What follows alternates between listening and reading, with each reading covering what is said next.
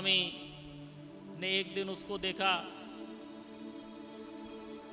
और उन्हें कुछ आकर्षण सा अपने मन में उस बालक को देख के लगा।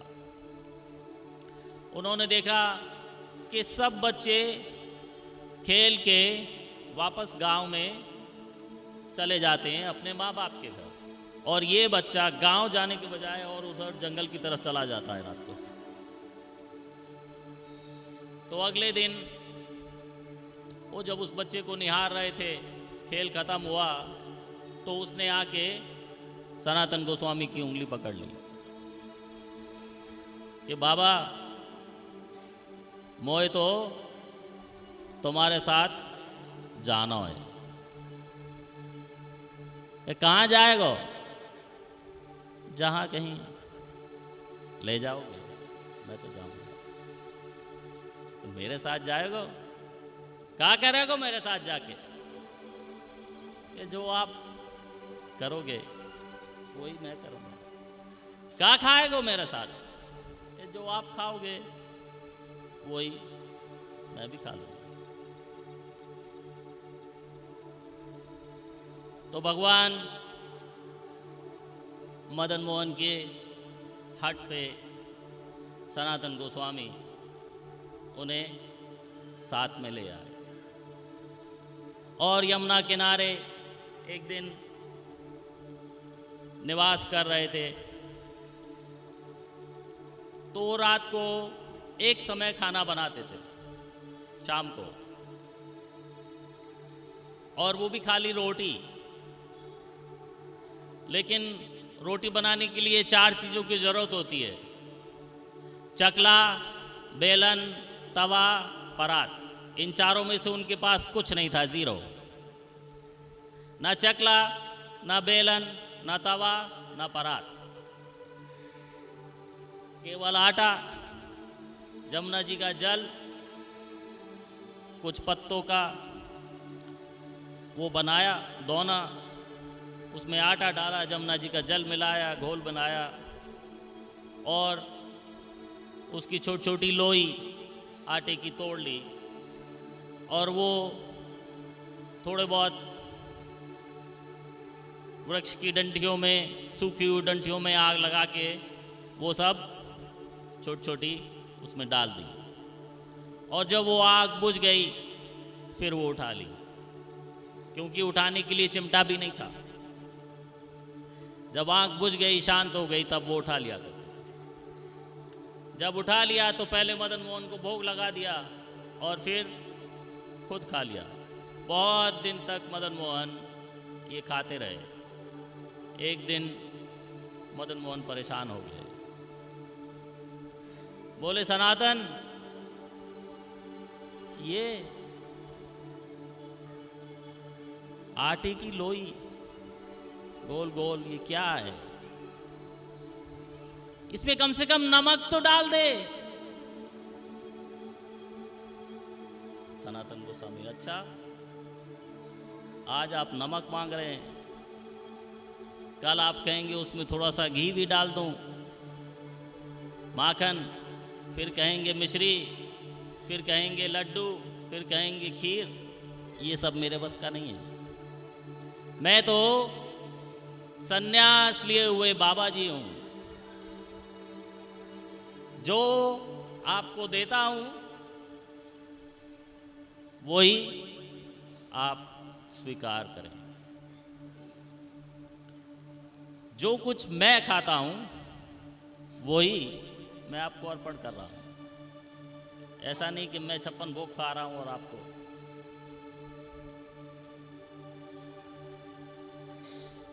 और फिर उनका प्रॉमिस याद करा दिया कि जब आए थे मेरे साथ तो कहा था ना जो मैं खाऊंगा वो खाओगे। कि हाँ कहा तो था। भगवान चुप होकर बैठ गए। अगले दिन सुबह को यमुना जी से एक आदमी भागता हुआ आया और बोला, अरे मेरी नाव फंस गई है, इसको छुड़ाने में मेरी मदद करेंगे? सनातन गोस्वामी ने कहा, मैं कुछ नहीं कर सकता, मैं तो सन्यास लिए वो बाबा जी हूँ, मुझे ये सब कार्य नहीं आते। लेकिन वो दूसरे पेड़ के नीचे मदन मोहन बैठे हैं, वो कुछ भी कर सकते हैं। तो उस व्यक्ति ने सोचा मदन मोहन नाम का कोई दूसरा आदमी होगा। सनातन गोस्वामी ने सोचा जैसे मदन मोहन मेरे से बात करते हैं सभी से करेंगे। वो वहां जाके देखा कर वहां तो कुछ नहीं, खाली एक मूर्ति है। अरे मूर्ति नहीं, वो ही मदन मोहन है भाई।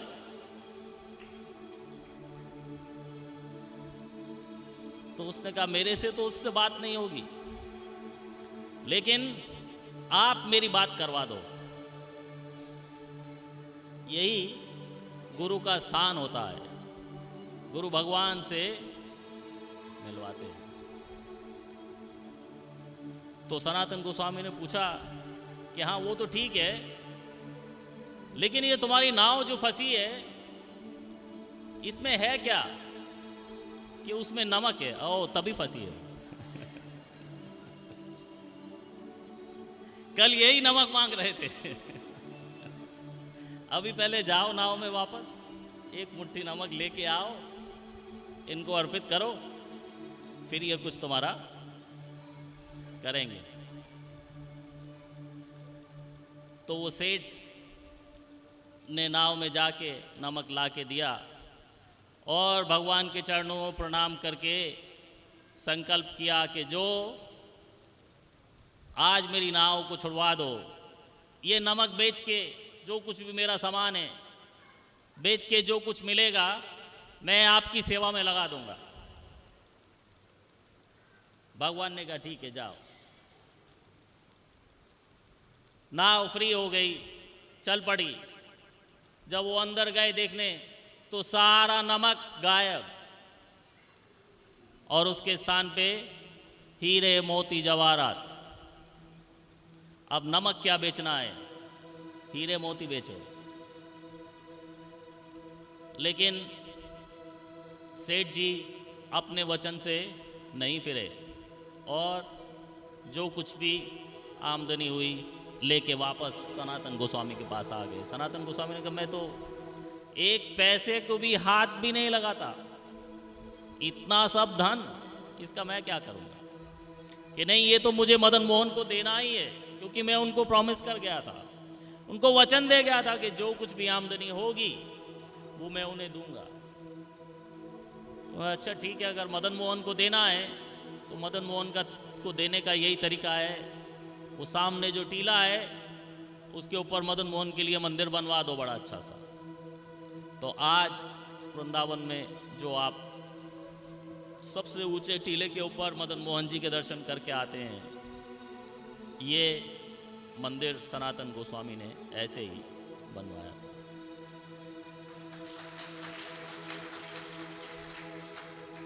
आगे चल के सनातन गोस्वामी और रूप गोस्वामी की ख्याति बढ़ गई। उनके दर्शनों के लिए शाम को कतारें लग जाती। ऐसे ही एक दिन रूप गोस्वामी के दर्शनों के लिए जब कतार लगी हुई थी तो मीराबाई वहां पहुंची। मीराबाई ने संदेश भिजवाया रूप गोस्वामी को कि मैं आपसे अकेले में बात करना चाहती हूँ।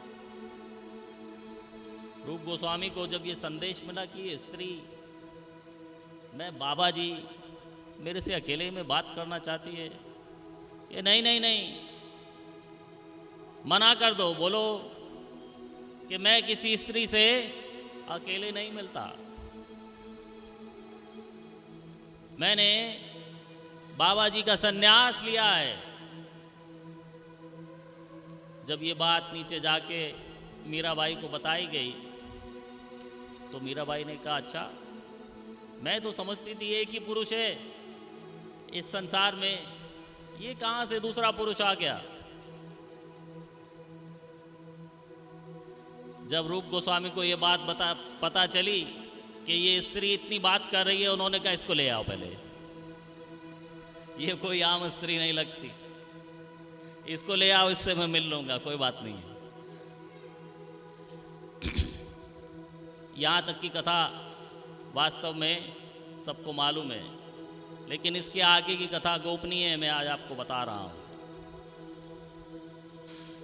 मीराबाई ने रूप गोस्वामी से दीक्षा ग्रहण की और हरिनाम की प्राप्ति की। और जब उसके बाद मीराबाई वहाँ से बाहर निकली तो उसने केवल एक भजन गाया, अब तो हरि नाम लो लागी, अब तो हरि नाम लो लागी। और मीराबाई ने उसके बाद हरे कृष्ण महामंत्र ही गाया, हरे कृष्ण कृष्ण कृष्ण हरे हरे, हरे राम राम राम हरे हरे, हरे कृष्ण हरे कृष्ण।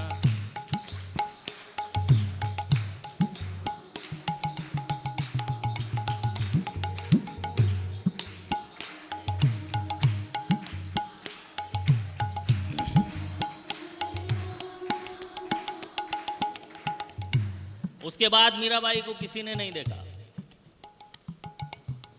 मीराबाई वापस अपने गांव चली गईं और जहां उनका कृष्ण का मंदिर था वहां जाके वो समा गईं। महाराज अकबर भी रूप गोस्वामी और सनातन गोस्वामी को मिलने के लिए रातों रात आया करते थे।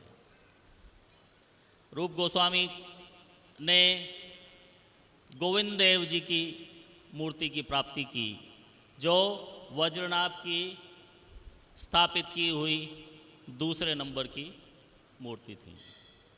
गोविंद देव जी के लिए वृंदावन के दूसरे छोर पे राधा गोविंद देव जी के भव्य मंदिर का निर्माण किया गया और उसके ऊपर आज भी वो प्लेट लगी हुई है कि उस मंदिर के निर्माण के लिए अकबर ने, ये जो रूप गोस्वामी से मीराबाई का मिलने का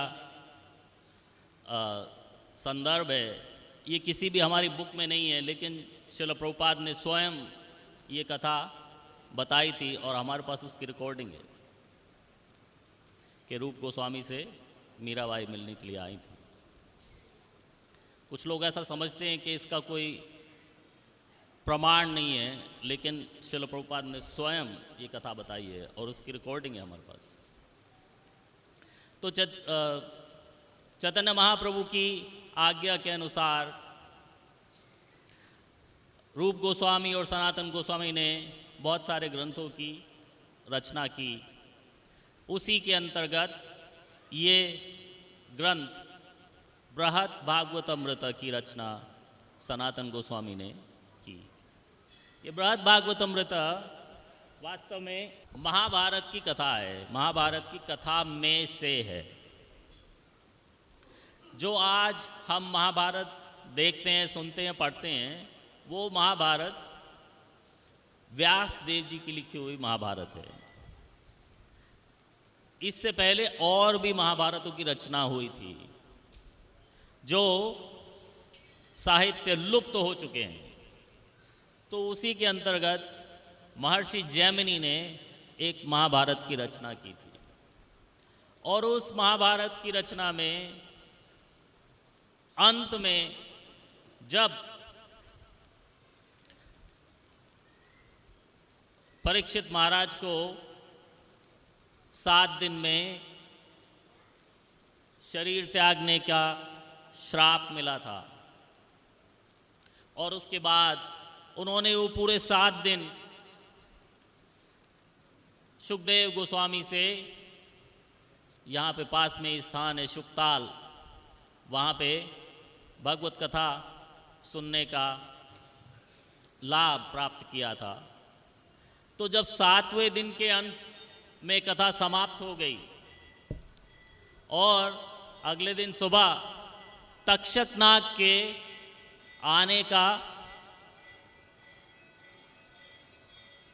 इंतजार किया जा रहा था, तो रात को परीक्षित महाराज के पास उनकी माता, क्या नाम है परीक्षित महाराज की माता का? उत्तरा। हाथ उठाने का था। उत्तरा सही आंसर है। उत्तरा, देवी उत्तरा परीक्षित महाराज के पास आई और बोली, बेटा मेरा तो तू एक ही सहारा था, अब इस श्राप के कारण तू भी कल सुबह मुझे छोड़ के चला जाएगा। और तूने पूरे 7 दिन सुखदेव गोस्वामी जैसे महाभागवत से भागवतम का उपदेश सुना है, लेकिन बेटा तेरी माता तो ये स्त्री के शरीर में 7 दिन तक तेरी तरह बैठ के बिना भोजन पानी ग्रहण किए दिन रात ये भगवत कथा सुनना मेरे स्त्री शरीर में संभव नहीं था। लेकिन जाने से पहले वो 7 दिन में सुखदेव गोस्वामी ने क्या भागवतम का संदेश तुम्हें बताया है, वो तुम्हें मुझे बता के जाना होगा। परीक्षित महाराज उस समय ध्यान मग्न बैठे हुए थे कि भगवान में ध्यान लगा के रखूं किसी तरह से। जो सुखदेव गोस्वामी ने 7 दिन में मुझे बताया है वो बिल्कुल मेरे हृदय में स्थित रहे और मेरे अंत समय में वो ज्ञान, भगवान में वो विश्वास मुझे छोड़ के चला नहीं जाए। लेकिन ये माता आके अब मुझे डगमगा रही है। लेकिन वास्तव में मैं, क्योंकि मेरे पिता नहीं है, इसलिए ये माता मेरा उत्तरदायित्व है। ये मेरा कर्तव्य है कि ये शरीर छोड़ के जाने से पहले मैं अपनी माता को भागवत संदेश दे के जाऊं, सुना के जाऊं। क्योंकि अपने आश्रित का की तरफ कर्तव्य होता है कि उसको भगवान के पास वापस जाने का मार्ग दिखाए। अब वो जाए कि नहीं जाए, लेकिन मार्ग जरूर दिखाए। मार्ग दिखाने का ही कार्य हम कर सकते हैं, उसके आगे नहीं। तो परीक्षित महाराज ने स्वीकार किया कि ठीक है माता, आप हाथ में ये गंगा जल और ये चावल लेके यहाँ बैठ जाओ, और जो 7 दिन में मैंने भागवत संदेश सुखदेव गोस्वामी से सुना है, मैं वो एक ही रात में आपको उसका सार, उसका निचोड़, उसका अमृत निकाल के रातों रात में आपको पिला दूंगा।